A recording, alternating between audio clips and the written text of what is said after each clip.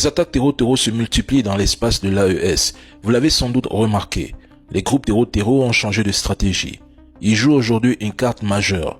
La plus stratégique, peut-être pas la dernière, mais la plus décisive. L'AES est devenu pour eux et leur soutien extérieur la menace la plus sérieuse depuis une décennie. Rappelez-vous, quand la force Barkhane s'est retirée, beaucoup ont pensé que le Burkina, le Mali et le Niger allaient imploser. Souvenez-vous des propos de Sébastien Lecornu. Le Sahel risque de s'effondrer sur lui-même. Fin de citation. C'était le 29 septembre 2023, soit seulement 13 jours après la création officielle de l'AES. Il annonçait déjà l'encerclement de l'AES par les groupes terreau. Alors, que se passe-t-il aujourd'hui? Les groupes terreau cherchent à frapper fort et vite, avant que l'AES ne consolide sa montée en puissance politique, militaire, économique et diplomatique. Ils mènent contre nos armées une guerre asymétrique, longue et multiforme. Ils veulent éviter que cette alliance devienne irréversible. Depuis que l'AES s'arme sérieusement auprès de partenaires comme la Russie, l'Iran ou la Turquie, les terreaux sont sous pression.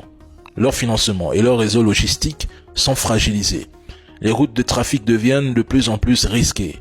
Ils cherchent donc à regagner du terrain, à restaurer leur empire territorial avant que leur logistique ne s'effondre complètement.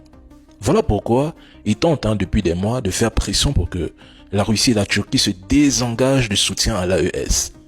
Ce que nous voyons aujourd'hui, c'est une offensive de survie.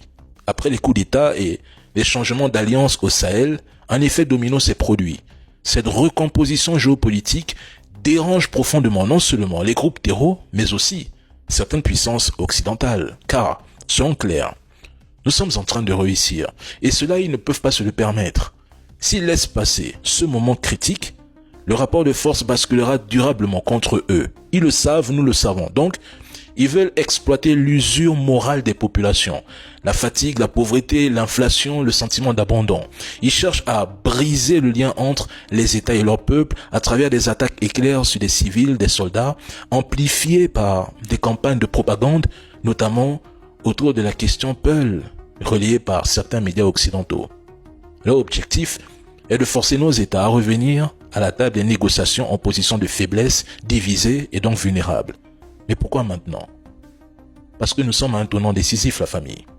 L'AES se renforce, les armées s'organisent, les peuples reprennent confiance dans une gouvernance souveraine. Ce moment est critique pour l'Occident. Les terreaux jouent leur carte la plus risquée et la plus stratégique. S'ils échouent, ils perdront durablement l'initiative. C'est ça la réalité. Alors, mes frères, ne soyez pas surpris. D'autres attaques terreau viendront.